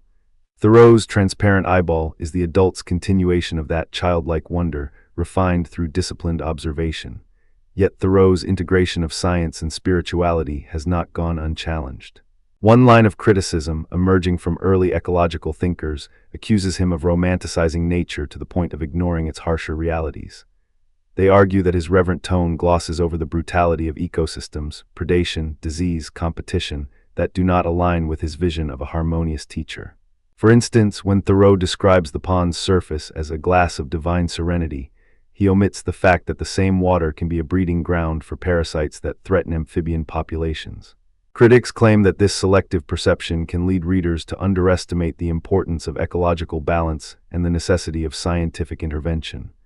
In modern environmental ethics, this critique has been amplified. The romantic image of nature can become a barrier to confronting climate change, habitat loss, and species extinction, because it encourages an aesthetic appreciation that does not translate into concrete action. A second, more epistemological objection comes from skeptics who contend that Thoreau's spiritual readings lack empirical rigor. They point out that while his observations are detailed, his inferences, such as interpreting a loon's call as a transcendental truth, are not testable in the way a scientist would require. The skeptic asks what evidence supports the claim that a bird's vocalization encodes moral meaning. From a positivist standpoint, such claims are seen as metaphorical rather than factual, and therefore, they argue, should be relegated to literature, not philosophy of nature. This critique is often voiced by philosophers of science, who maintain a strict demarcation between descriptive accounts and normative or metaphysical interpretations. In response to these counterarguments, it is helpful to consider how Thoreau himself addressed the balance between observation and interpretation. In a passage from Walden, he writes, "All good things are wild and free." Yet he also notes, "The pond is a mirror, but it reflects only what is placed before it." He acknowledges that his metaphors are contingent upon the data he collects. Moreover, his correspondence with Asa Gray demonstrates a willingness to engage with scientific critique, even if he ultimately chooses to retain his poetic lens. The point is not that Thoreau's metaphors are empirically verifiable in the strict sense, but that they serve a different purpose. They aim to expand the horizon of what we consider knowledge, to include the affective, the aesthetic, and the moral dimensions that pure data cannot capture. Real-world applications of Thoreau's approach can be seen in contemporary eco-spiritual movements.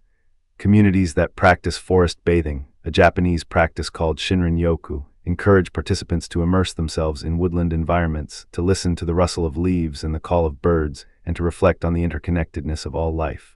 These practices echo Thoreau's transparent eyeball technique. By quieting the mind and attuning to the natural world, participants report reduced stress, increased empathy, and a heightened sense of purpose. In the realm of environmental education, programs that combine citizen science, where volunteers collect data on bird calls, water quality, or plant phenology, with reflective writing exercises draw directly from Thoreau's model. Students might record the frequency of a loon's call, then write a poem about what that call signifies for their own lives. This hybrid method honors both the empirical rigor of science and the transformative power of metaphor. Modern philosophers have also revisited Thoreau's ideas in light of contemporary debates about the Anthropocene. Timothy Morton, a theorist of dark ecology, argues that we must accept the hyper-object of climate change as something that is simultaneously overwhelming and intimate, much like the sublime that Thoreau experienced when looking at the night sky. Morton writes, "The ecological sublime is not a gentle awe but a terror that forces us to confront our entanglement with the earth." In this sense, Thoreau's sublime becomes a precursor to a more urgent, ethically charged form of awe, one that compels action rather than passive contemplation. Analogies help to clarify how Thoreau's metaphysical view operates. Imagine a prism that splits white light into a spectrum of colors. The white light represents raw empirical observation, the date of temperature, the timing of a bird's call, the position of a planet. The prism is Thoreau's reflective mind, which refracts that light into a range of meanings: the moral, the spiritual, the aesthetic. Each color corresponds to a different dimension of understanding. Just as the prism does not create the light, it does not destroy it. It merely reveals facets that would otherwise remain hidden. In the same way, Thoreau's poetic interpretation does not invalidate the scientific observation. It illuminates aspects of human experience that pure measurement cannot reach. Another useful analogy is that of a musical instrument. The natural world provides the strings, the wood, the resonant body. The scientist is the tuner, ensuring each string is at the correct pitch. The poet or the transcendentalist is the musician who draws a bow across the strings, coaxing a melody that expresses emotion, narrative, and meaning. The resulting music is both accurate because it is grounded in the proper tuning and expressive because the musician infuses it with intention. Thoreau, in his journals, is both tuner and musician, aligning his observations with a larger lyrical composition. Historical anecdotes further illuminate the texture of Thoreau's thought. One such story involves his early days at Harvard, where he was a student of natural history under the tutelage of the botanist Asa Gray. In a lecture on plant morphology, Gray described the intricate patterns of leaf venation as the language of God written in chlorophyll. Thoreau, then a young man eager to reconcile his scientific curiosity with his spiritual yearning, took this phrase to heart. He later recounted, "When I first saw the fern's fronds unfurl, I felt as though a divine hand were turning the pages of an ancient manuscript." This anecdote reveals how early exposure to scientific discourse, coupled with a reverent view of nature, sowed the seeds for his later philosophical synthesis. A second anecdote concerns Thoreau's participation in the abolitionist movement. While his activism is often discussed in political terms, it also reflects his metaphysical conviction that every living being is a manifestation of the same universal spirit. In a letter to his sister, he wrote, "If the river can carve a canyon through stone, so too must we carve a path of justice through the hardened hearts of men." He saw the natural process of erosion as a metaphor for social transformation, a view that aligns with his belief that nature's laws are both physical and moral. This intertwining of ecological metaphor with ethical action illustrates the practical potency of his philosophical framework. Returning to the loon's call, let us listen again, this time with a more analytical ear. Thoreau noted that the loon's call consists of a series of high-pitched notes followed by a low, resonant wail. Modern ornithologists have recorded that this pattern serves both territorial and mating functions, a communication system finely tuned by evolution. Yet when Thoreau heard it, he sensed a lonely hymn of the soul, a sound that seemed to articulate a longing that transcended the bird's biological imperatives. In his journal he wrote, "The call pierces the silence of winter, and in that piercing I hear my own yearning for a truth that lies beyond the surface of daily life." The scientific description explains the mechanics. The poetic interpretation reveals the existential resonance. Both layers coexist and each enriches the other. Similarly, when we gaze at the night sky, we can describe the positions of Orion's belt, the waxing of the crescent moon, the faint glow of the Milky Way. Astronomers use these data points to calculate distances, to predict eclipses, to map the structure of our galaxy. Thoreau, however, saw in the same sky an invitation to contemplate the greatness of the infinite, to feel humbled by the vastness that stretches beyond human comprehension. He wrote, "The stars are the great, silent syllables of the universe's own poem, each a reminder that we are but a brief flicker in a timeless expanse." Here, the empirical and the sublime intersect. Echoing Kant's claim that the sublime is a feeling that arises when the mind confronts the boundlessness of nature, and yet asserts its own rational capacity. The question then arises, can we maintain scientific integrity while also embracing the spiritual dimensions that Thoreau championed? The answer may lie in recognizing that different modes of knowing serve different purposes. Science excels at explaining how phenomena work. It uncovers mechanisms, predicts outcomes, and builds technologies. Spirituality, as Thoreau practiced, offers a way to ask why we are here, what meaning we might find in the patterns we observe, and how we should live in relation to the world. When the two are kept in dialogue, as Thoreau attempted, they can mutually enrich each other. The scientist who pauses to feel awe at a nebula may be more motivated to protect dark sky reserves. The poet who studies the anatomy of a leaf may craft verses that inspire conservation. In contemporary eco-spiritual circles, this dialogue is manifest in practices such as deep ecology, a philosophical movement that argues for an intrinsic value of nature independent of human utility. Deep ecologists cite Thoreau's reverence for the pond as an early articulation of the idea that ecosystems possess worth beyond their usefulness to humanity.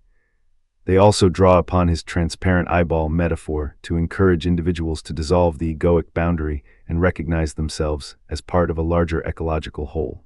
Critics of deep ecology, however, echo the earlier skepticism. They argue that attributing moral agency to non-human entities can obscure the need for concrete policy measures to address environmental degradation. The tension remains: how do we translate poetic reverence into effective action? Kant's aesthetic theory provides a possible bridge. Kant suggested that the experience of the sublime can inspire a moral feeling, a sense that we are capable of rising above mere sensory gratification. If the contemplation of the night sky awakens a feeling of moral elevation, perhaps it can also motivate ethical behavior toward the environment. In this sense, Thoreau's night sky contemplation is not merely an aesthetic exercise.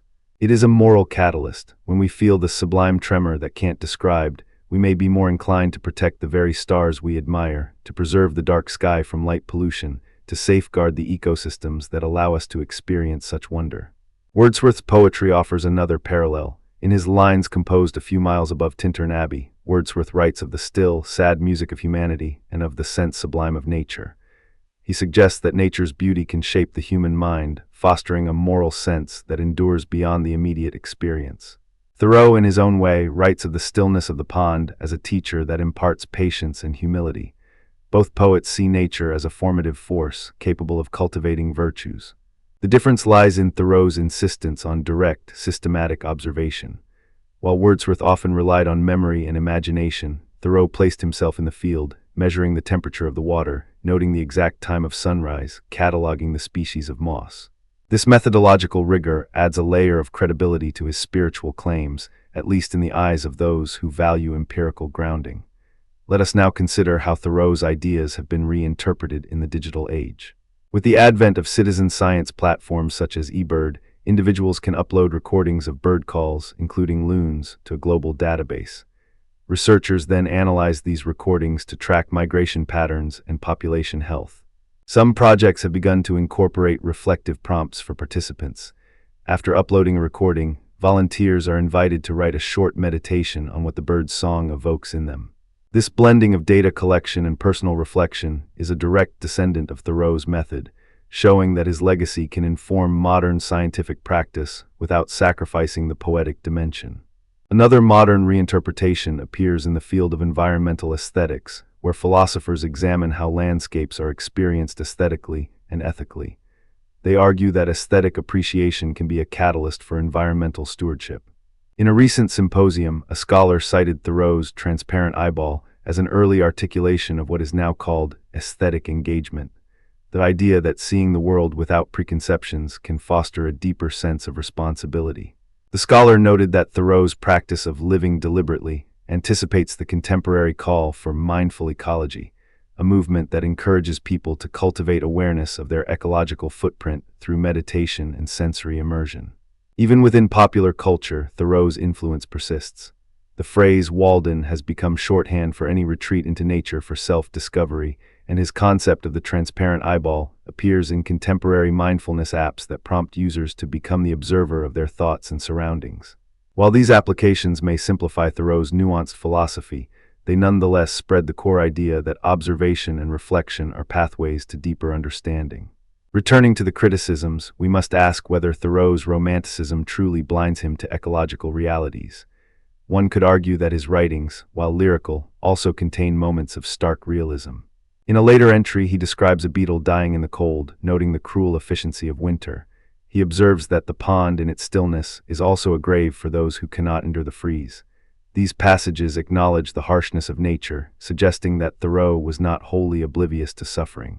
Moreover, his advocacy for simple living, eschewing unnecessary consumption, can be read as an early environmental ethic, one that recognizes the finite capacity of ecosystems. While his tone may soften the brutality, his underlying awareness of natural limits is present. The skeptic's charge of lacking empirical rigor can be addressed by recognizing that Thoreau was not claiming scientific proof for his metaphysical claims. Rather, he was offering a phenomenological account, a description of how nature appears to consciousness when the mind is attuned. Phenomenology, as a philosophical method, does not aim for objective verification in the same way as natural science. It seeks to capture the lived experience. In this sense, Thoreau's transparent eyeball is a phenomenological device, inviting readers to experience the world without the filter of cultural preconceptions. When he writes, "I am a transparent eyeball, I am nothing. I am looking at the world through an empty, clear lens," he is not denying the existence of the world. He is asking us to consider the possibility of perceiving it directly, unmediated. To deepen our understanding, let us draw a cross-reference to the later philosopher Maurice Merleau-Ponty, who emphasized the embodied nature of perception. Merleau-Ponty argued that we are not detached observers, but participants whose bodies are inseparable from the world they perceive. Thoreau's immersion in the pond, his feeling of the cold water against his skin, his listening to the loon's call with his own breath in the air, all illustrate an embodied perception that anticipates Merleau-Ponty's ideas. The transparent eyeball is not a disembodied eye. It is a body that has learned to quiet its internal chatter so that the external world can speak. This lineage shows that Thoreau's insights were not isolated romantic flights, but part of a broader philosophical trajectory that bridges phenomenology, aesthetics, and environmental thought. Now imagine a student in a modern university ecology class tasked with writing a field report on a local wetland. She measures water pH, identifies plant species, and notes the presence of amphibians. After the data collection, she spends an hour sitting on a fallen log, listening to the chorus of frogs. She feels a sense of awe, a stirring that she cannot capture in a spreadsheet. She recalls Thoreau's description of the loon's call and writes in her reflection, "The frog's croak, like the loon's note, seems to echo a deeper rhythm of life, a reminder that each species participates in a larger, perhaps unknowable, conversation." In this scenario, the student's work embodies Thoreau's synthesis. Empirical rigor coupled with contemplative insight. It demonstrates how his legacy can inform pedagogy, encouraging future scientists to retain a sense of wonder alongside analytical skill. In the realm of public policy, Thoreau's ideas can inspire approaches to environmental legislation that honor both scientific data and cultural values. For example, the concept of ecosystem services quantifies the benefits that natural systems provide: clean water, pollination, carbon sequestration. Yet policymakers often struggle to convey the intrinsic worth of these services to the public. By invoking the sublime, by sharing narratives that frame a river not only as a source of water, but also as a source of spiritual renewal, legislators can foster a broader constituency that supports conservation. Thoreau's writings, when used in public hearings, have been cited to argue for the protection of wetlands, emphasizing that they are classrooms where nature teaches humility and patience.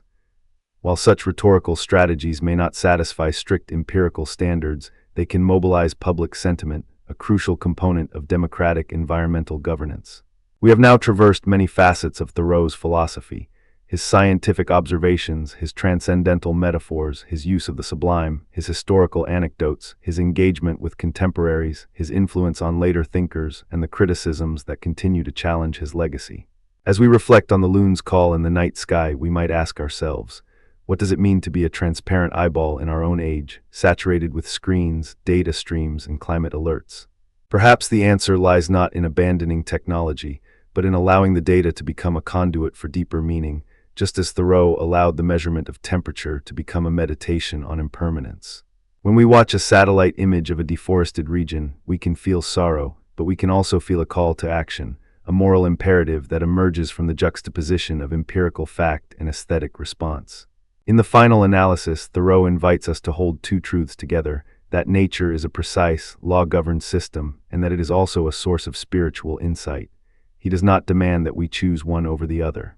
Instead, he asks us to become transparent, to let the world's data flow through us, to feel the sublime tremor that arises when the mind meets the boundless, and to let that experience shape how we live, how we love, and how we protect the world that teaches us so much.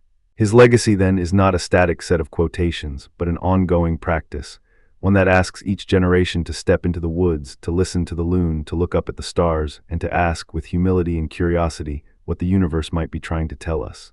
I invite you to pause for a moment, to imagine the stillness of a pond at sunrise, the way the water mirrors the sky, and the faint rustle of leaves that seems to whisper a question. What does it mean to live deliberately? Henry David Thoreau posed that very question over a century and a half ago, and his answer, etched in the pages of Walden, continues to echo through the corridors of contemporary life. Today, his ideas have been taken up by a diverse array of movements, from the minimalist pursuit of tiny houses to the impassioned chants of youth climate activists. In this segment, we will trace those threads, following them back to their source, examining how they have been reshaped, and weighing the criticisms that arise when a 19th century thinker becomes a cultural brand. Thoreau's experiment at Walden Pond was, at its core, an invitation to strip away the superfluous and attend to the essential. He wrote, "I went to the woods because I wished to live deliberately, to front only the essential facts of life. The deliberate act of living with less, of confronting one's needs directly, is the philosophical spine of the tiny house movement." Imagine a family choosing a structure no larger than a modest garden shed, yet arranging it so that every piece of furniture, every storage solution, serves a purpose beyond mere convenience.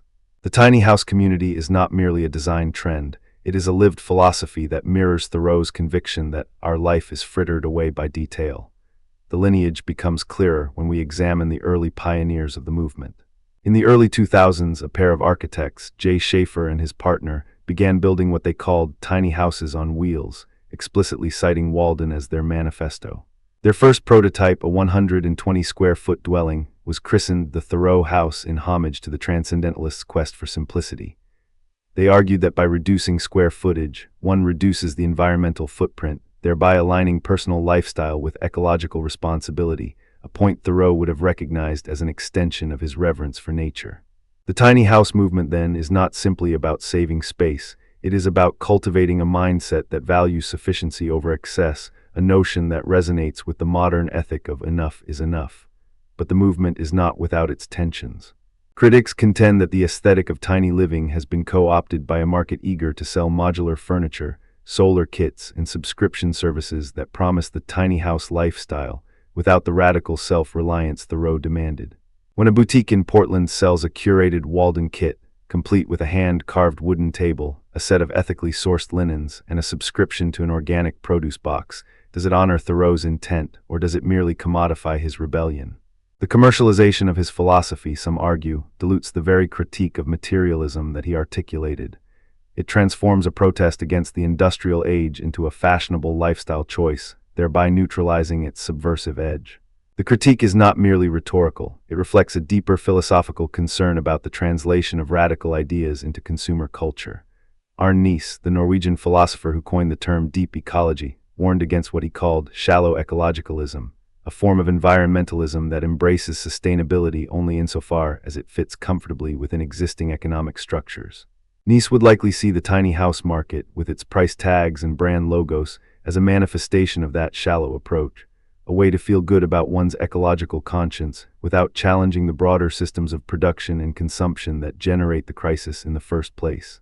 Thoreau, however, would have urged us to look beyond the house itself, to the social and political forces that dictate the size of our homes and the pace of our lives.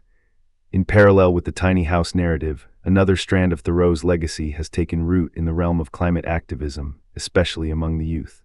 The global climate strikes, sparked in 2018 by Swedish teenager Greta Thunberg, have repeatedly invoked Thoreau's notion of civil disobedience. When activists march through the streets of New York, London, or Sydney, they often carry signs that quote his famous line, "Disobedience is the true foundation of liberty." The resonance is unmistakable. Just as Thoreau refused to pay a poll tax that funded a war he deemed immoral, today's climate protesters refuse to accept a political system that perpetuates ecological destruction. A detailed case study emerges in the story of the 2022 Fridays for Future protest in Washington, D.C. A group of high school students organized a sit-in at the United States Supreme Court, demanding that the court consider the constitutional right to a livable environment. Their legal brief cited civil disobedience verbatim, arguing that the government's failure to protect the climate is a violation of the social contract. The court ultimately dismissed the case, but the citation of Thoreau in a modern legal context illustrates how his ideas have been reframed as a moral and juridical tool. The use of Thoreau's words in the courtroom is not an isolated incident.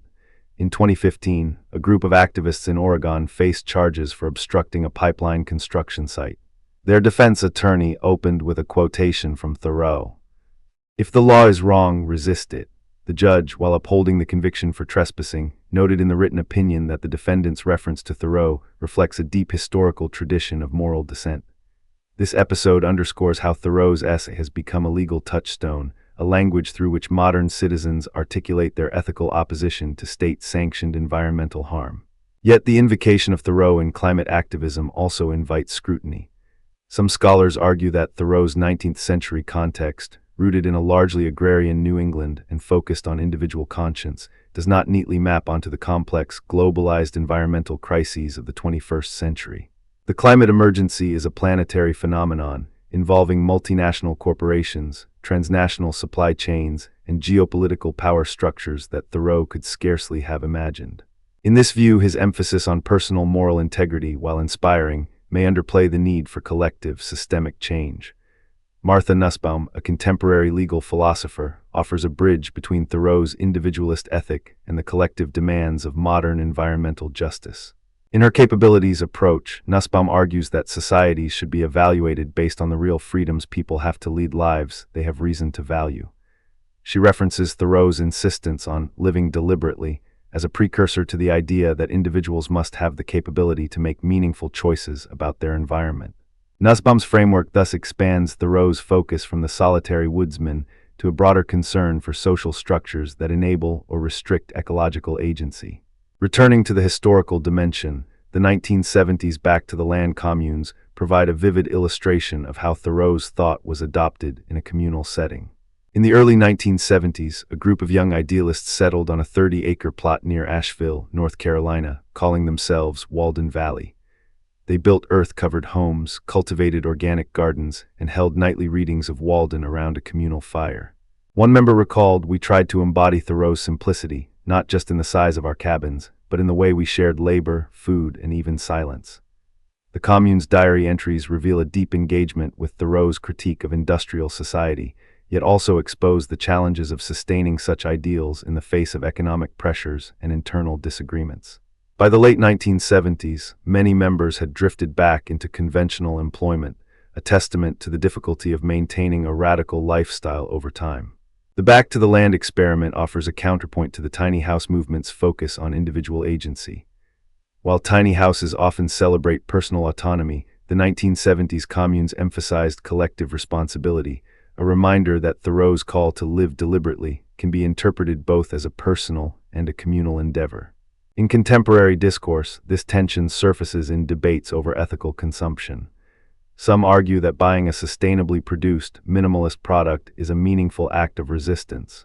Others contend that true ethical consumption requires reshaping market structures, labor relations, and policy frameworks, a more systemic approach reminiscent of the communal experiments of the 1970s. The modern minimalist wave, especially in digital detox circles, also traces a line back to Thoreau's warning about the noisy, incessant hum of modern life. He wrote, "Our life is frittered away by detail. I never had any more than $10,000 to spend on my own education. Yet I have spent most of it on the education of my mind." In today's hyperconnected world, digital detox retreats invite participants to unplug from smartphones, social media, and constant notification, echoing Thoreau's desire to step back and look at the world anew. These retreats often incorporate silent walks, journaling, and nature immersion, practices that mirror Thoreau's own method of observation. The psychological benefits reported: reduced anxiety, heightened focus, a sense of belonging to a larger natural rhythm, suggest that his counsel remains relevant even in an age of algorithms and data streams.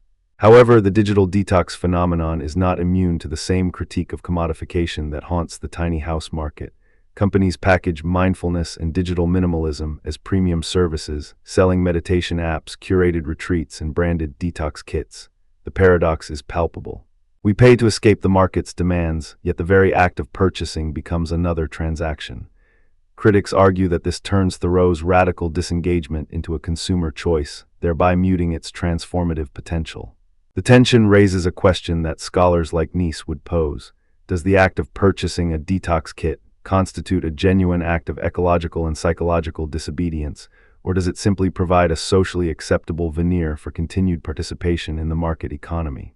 In the realm of sustainable architecture, Thoreau's influence is evident in the rise of biophilic design, a concept that seeks to integrate natural elements into built environments.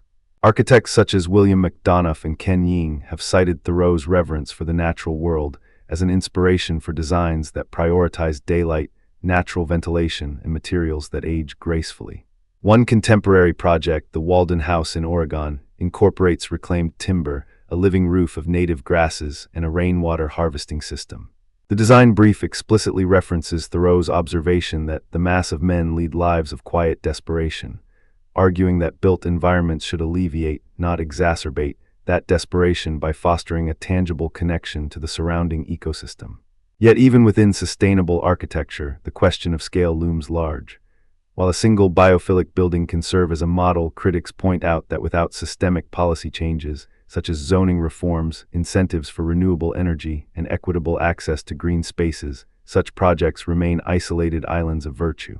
Thoreau's own critique of the civilized world's reliance on material wealth invites us to ask whether isolated architectural gestures can truly address the structural drivers of environmental degradation. In this sense, the work of philosophers like Nussbaum becomes crucial, reminding us that the capabilities of entire populations, access to clean air, safe housing, and meaningful participation, must be foregrounded alongside individual design innovations. The dialogue between Thoreau's 19th century insights and contemporary environmental thought is further enriched by the deep ecology perspective of Arne Nice. Nice articulated the principle of intrinsic value, arguing that all living beings possess worth independent of human utility. This resonates with Thoreau's poetic reverence for the pond's mystic cord that binds all things together. Where Thoreau saw the pond as a mirror for the self, Nice sees it as a node in a larger ecological web. The convergence of their ideas can be seen in modern movements that advocate for the legal rights of nature, campaigns that have secured personhood for rivers in New Zealand and forests in India. These legal innovations echo Thoreau's belief that the law of the universe is the law of nature, and they extend his moral philosophy into the realm of jurisprudence, creating a bridge between personal conscience and collective legal frameworks. Turning back to the youth climate strikes, the rhetorical power of Thoreau's language becomes evident in the chants that fill city squares. A common refrain, "We demand a livable future, no more silent desperation," directly mirrors Thoreau's lament that the mass of men lead lives of quiet desperation. The youth's insistence on intergenerational justice, calling for policies that safeguard the planet for those who have not yet been born, expands Thoreau's individual focus into a collective moral claim. Their tactics, rooted in non-violent civil disobedience, draw on the same moral calculus Thoreau employed when he argued that the only way to deal with an unfree world is to become so absolutely free that your very existence is an act of rebellion. Yet, the youth movement also faces the criticism that Thoreau's individualist stance may not fully address the structural inequities that shape climate vulnerability. Critics point out that many of the communities most affected by climate change, indigenous peoples, low-income neighborhoods, small island nations, lack the political capital to engage in the same forms of protest that dominate Western media. Here, the capabilities approach of Nussbaum offers a corrective lens, urging us to consider not only the right to protest, but also the real capacities of marginalized groups to exercise that right. By integrating Thoreau's moral clarity with Nussbaum's emphasis on substantive freedoms, the climate movement can broaden its ethical foundation, ensuring that the call for justice includes both the right to dissent and the right to be heard. The interplay of these ideas is also reflected in the discourse on ethical consumption. In recent years, consumer advocacy groups have promoted slow fashion and zero-waste lifestyles, urging individuals to reduce, reuse, and repair. The underlying premise that personal choices can aggregate into systemic change echoes Thoreau's belief that the price of any liberty is the price of its maintenance. However, scholars caution that focusing solely on individual consumption risks obscuring the need for corporate accountability and regulatory oversight. Nice would argue that true ecological stewardship requires a paradigm shift from anthropocentric economics to a holistic view that values ecosystems for their own sake. In this light, the minimalist trend becomes a stepping stone, not an endpoint, toward a deeper reconfiguration of how societies organize production, distribution, and waste. The legal case of 2015, where activists in Oregon invoked Thoreau's essay during a trial for obstructing a pipeline, provides a concrete illustration of this tension. The defense's citation of "if the law is wrong, resist it" was met with a mixed response. The judge acknowledged the moral weight of the argument, but emphasized that the legal system must balance individual conscience with public order. The case sparked a broader scholarly debate about the role of moral philosophy in jurisprudence. Some legal theorists, drawing on Nussbaum's capabilities framework, argued that courts should consider the broader impact of environmental harm on human flourishing when adjudicating civil disobedience cases. Others warned that such moral reasoning could undermine the rule of law, echoing Thoreau's own acknowledgement that the only thing that keeps the government from being an absolute tyranny is that the people have a right to disobey. The historical anecdote of the 1970s communes, paired with the 2015 legal case, reveals a pattern. Thoreau's ideas have been mobilized both in communal experiments and in formal legal arenas, each time reshaped to address the pressing concerns of the era. The commune sought to live out his vision of simplicity through collective labor and shared resources, while the court case sought to translate his moral defiance into a legal argument. Both instances highlight the adaptability of Thoreau's thought, but also its vulnerability to reinterpretation. When his words become a banner for a commercial brand or a legal loophole, the radical edge can be softened. This brings us back to the central question of this exploration. How can we honor Thoreau's radical intent while applying his insights to the complex challenges of our time? One answer lies in embracing a dialectical approach, recognizing that personal lifestyle changes, such as living in a tiny house or unplugging from digital noise, are meaningful when they are coupled with collective action that targets systemic drivers of environmental degradation.